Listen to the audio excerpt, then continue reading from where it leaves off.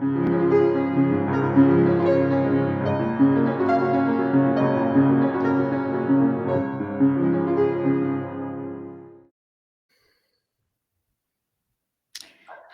everybody, and welcome to this first edition of Talented Tuesday. This is an ECF podcast, and in it, we are going to look at some of the favorite games of some of our talented, I'm going to say juniors at this point, but I think we'll open it up as well. Juniors, talented players, everybody will be welcome. Now, what I would like to say, I'm actually a little bit emotional about making this video because we've got Stanley on as our guest. And actually, we first, Grandmaster Matthew Sadler, let me introduce Matthew. Hello, Matthew. Hi, everyone. Grandmaster Matthew Sadler and I made quite a few recordings when COVID started. And we were recording a online on Lee Chess. We're recording these Liga matches, team matches, and it was a bit of a miserable time actually, start of COVID.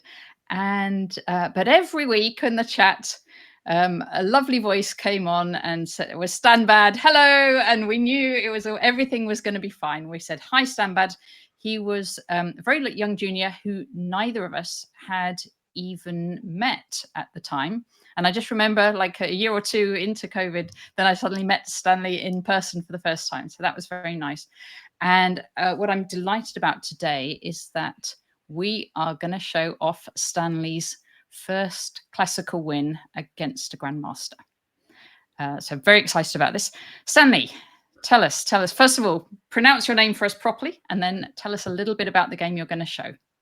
Hi, I'm Stanley Badacsonyi, and I'm going to show my game from the 9th round of the Mind Sports International Super Swiss in 2025. I played a tournament just before this and 8 games during this tournament, and I hadn't had any wins against high-rated opponents, so I was sort of feeling kind of determined to try and get a result from this game.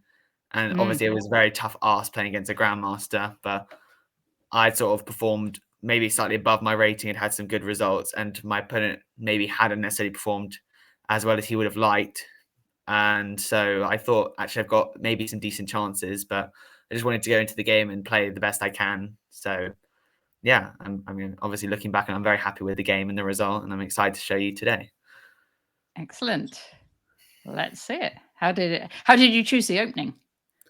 Well, I mean, throughout the tournament, I was regularly playing d4, c4, and I expected a Nimzo.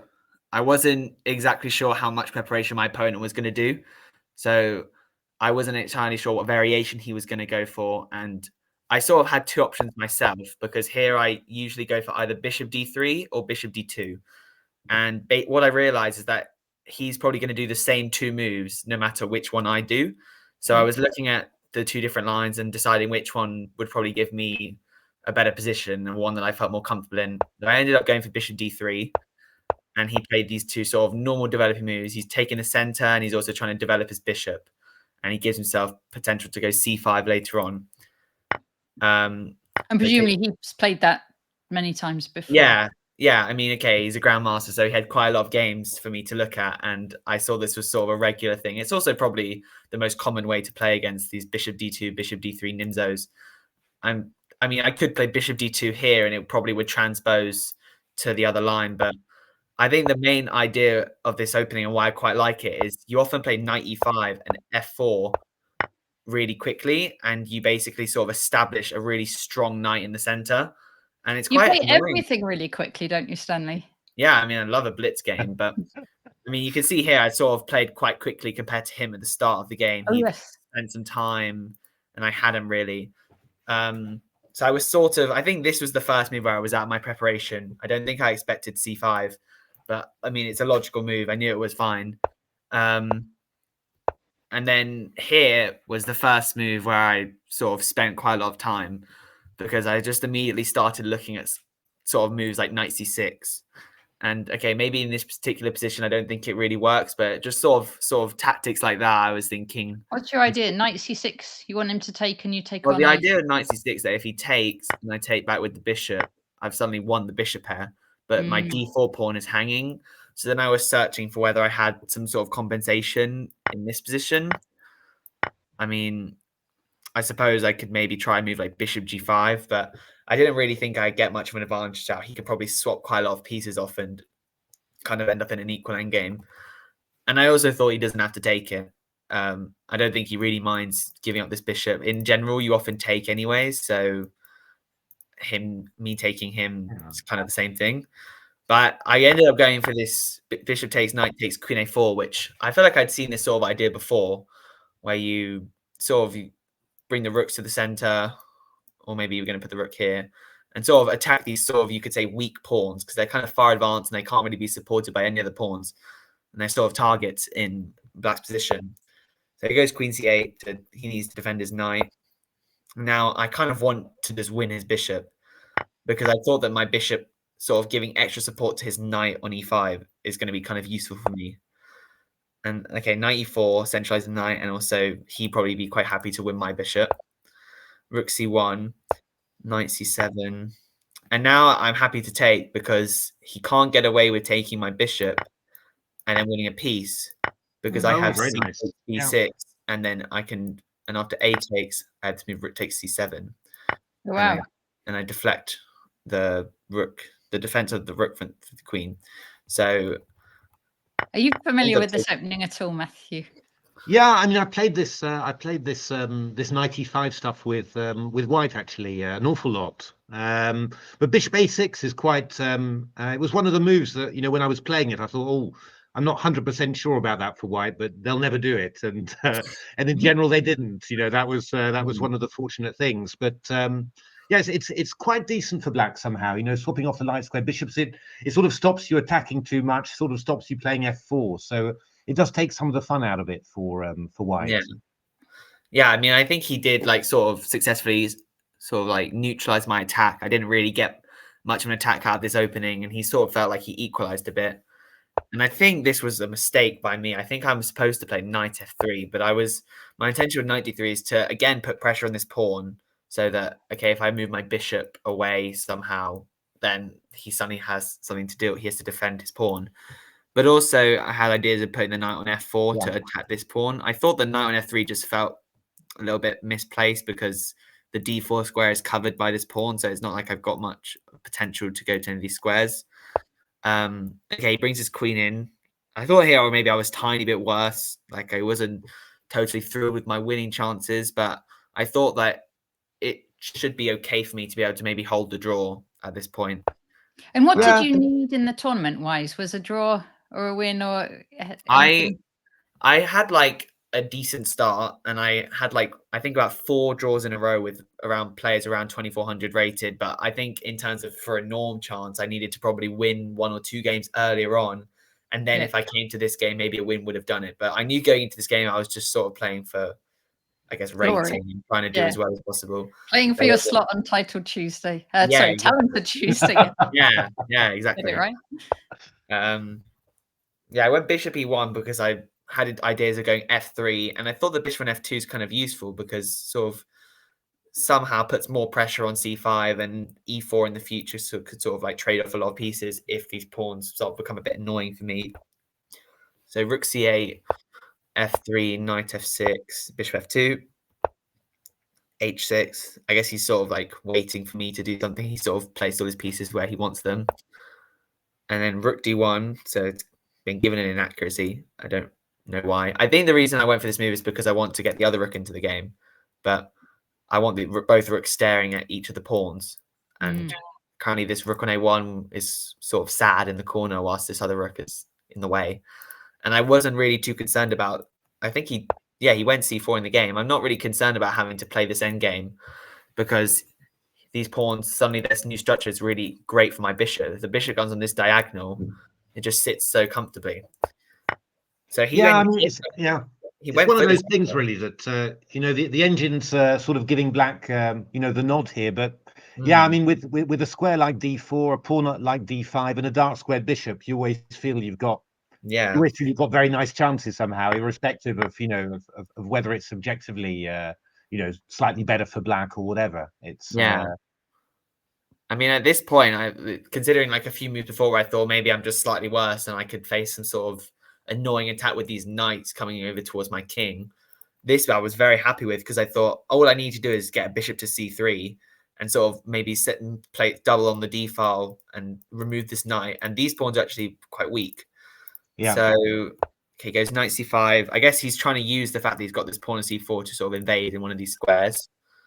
Knight b4 covers this square. I didn't really mind him going here because once he does that, then he doesn't really have another square to go to, and also gives me potential to reroute the knight to then put pressure on this pawn. Rook d8.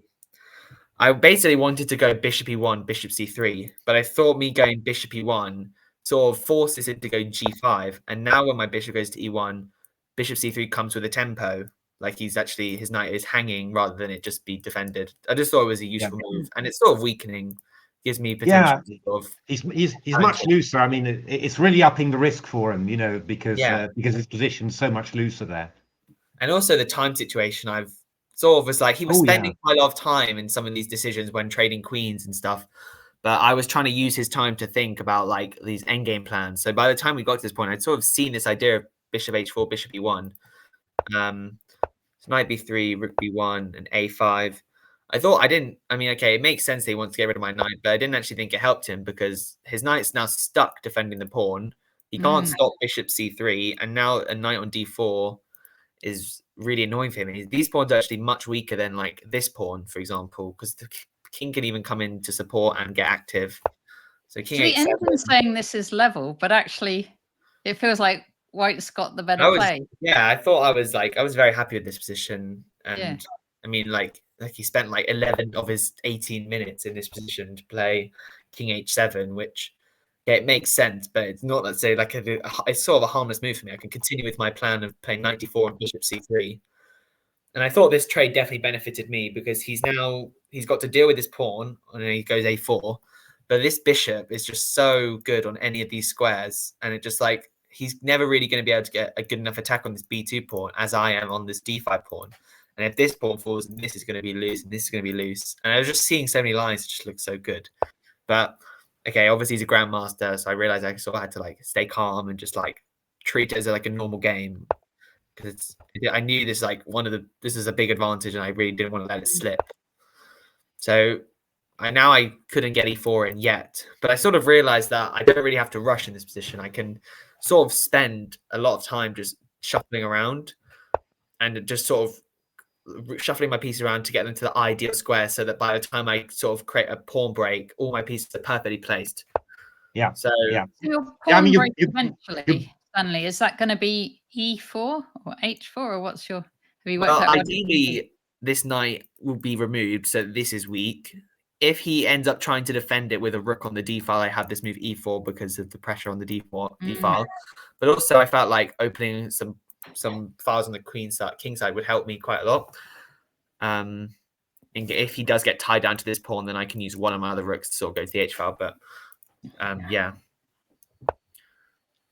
I mean, okay, he's sort of like waiting around now. A rook being able to defend on b5 might help him that it's not in this pin. So I guess my threat now is to take on f6, sort of, because if I took on f6 in the last position, he would then win the b2 pawn. But now I've still got defense. So rook b5, rook d4. My one idea in the future I was always thinking of as move h4. So I thought if I open the h file and get a rook to the h1, it's actually quite annoying for him because he can't really meet me with any sort of rook h8 because his center pawns are just going to collapse. So once I go h4, he doesn't really want to take it because then this just becomes a weakness. He kind of has to just leave it there, but it's just quite an uncomfortable position because I just slowly improve. And then I was quite surprised because he gave me g4 with check. And I thought this definitely helped me because it basically gave me an option here on whether I want to sort of take and open the position by bringing my rook around. But I was also even considering going h5 because I was just thinking like a bishop in the endgame attacking this 8-6 pawn. Yeah. Oh yeah. Those sort of ideas were just like sort of looming. But I sort of felt like if I go for this move, it's going to be really hard for me to sort of get a bishop here without weakening my pawns or going for this e4 break, which once I get h5, it's kind of hard for me to get e4 without weakening my own pawn. So I just decided that I don't actually need to decide now because he is just going to shuffle around. Like I'm basically preparing myself to take on g5. And I think this was a mistake. I assume maybe it just wants me to take him and then play rook h1. I suppose here he maybe gets a move like h5 or something. I'm not entirely sure. I was sort of aware of this during the game, but I wasn't too concerned. And then here. And here I was like a bit conflicted because at first you'd always think, like, oh, I can mess up my opponent's pawn structure or I can create targets. But I definitely thought this trade would benefit him because he's removing a pair of rooks, which means it's sort of one less attacker for him. And he doesn't really need an extra defender. And he sort of, these pawns are kind of annoying for me because they sort of control a lot of these squares, which I would want to use later on in the game. But I just thought, okay, I don't need to rush. I can just sort of shuffle around, to make some waiting moves. I think the engine probably just thinks these are inaccuracies because I can go for something immediately. But okay, and this is apparently a double question mark. And here I was basically, I always had this idea of playing rook h6, rook g6, and rook h8 because he can't play rook back to g8 because I take on f6 and then remove the defender of the rook whilst defending my own rook. So I was basically always considering that whenever he brought the rook up. So I was thinking, for example, rook here, rook here, rook here. And I was just not really sure how to evaluate this because I want to obviously get my rook round to, I don't know, a8 or something, and he can't bring the rooks back. But I don't know, maybe I was getting a little bit scared of a line like takes, and f6. And I thought that now that I'm losing my bishop, this pawn on b2 is actually quite weak in a way. I thought that this must be good for me because he's going to have to waste quite a few tempos winning my bishop. And I don't even know if he does. Might not even win it. With rook h1 maybe, yeah. And, exactly. And once the rook sits on h2, I defend the b2 pawn and defend the bishop. So I was kind of getting scared of things like this. I just thought they weren't necessary. But okay, here I'm threatening e4 because it's a mate. He goes rook b8.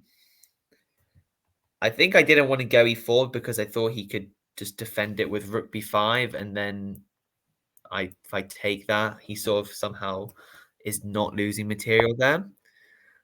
And I mean, his time is because we had an extra 30 minutes. Yeah, you've run him down really nicely. Okay, and he's still on his last two. He still has used all of his extra time. And now I finally, oh no, I didn't. Oh, I thought I was going to go rook h8 here. I don't know why I'm not going. I don't know why I'm not going rook h8. But well, you've got your rook on d4 blocking. Now you're ready. Now you're almost ready to do it. Here we go. Now I've finally done it. I think maybe I was quite happy here because my rook's now on e1. So when I go e4, it's sort of effective. When the rook lands on e4, these pawns become weak, even if my bishop is stuck on h8. And here I thought, okay, I'm definitely like looking good here because there's so many threats, like let's say rook d1 and e4, and suddenly if this file becomes open with my rooks controlling it, the bishop is really powerful, and he's kind of struggling to find moves, really. E7. And here I played bishop b4 and rook e8 because now bishop c3, well, it's mate because this rook is just in the way. So he goes rook e6. And here I thought this must be good for me because, okay, I can't quite go f4 yet or something like that, but this pin is just definitely going to benefit me. And also, I realized that he loses the pawn by force. Oh, yeah. He's just lost the defender. And yeah, it kind of all falls apart after this with the pawns. And I sort of started seeing ghosts here. I was thinking, oh, king d6 and king, and sort of like, I don't know, try and bring the rook around to b8 and get a past pawn, but there's just nothing, and he resigned here. So it was a sort of a sigh of relief when he stopped the clock and resigned because it was like, I mean, I didn't have to use as much time on my clock as he did, but it still felt like I was thinking for a lot of the time that he was just about all these lines. And then when he played a move I expected, it would like sort of feel good because then I could sort of play a move more quickly than him and put him under pressure on the clock. So yeah, it was good. Yeah, it's a nice Brilliant. game. It must have been really unpleasant for Black to play somehow, and especially I think the just waiting around and going round and round and round, was just a really nice idea. I mean, he's got to check all the threats that you're making, and you're running him short of time as well. I mean, by the time action happens, he's completely cooked. I think because. It's just such a nasty experience to defend that sort of thing. So, I mean, basically, in every position, like you said, he's got to make sure that he's not blundering under any of my attacks. That he can't even generate an attack of his own because his pieces are just tied down, and he'll lose material if he does. And there's just not really enough pieces for him.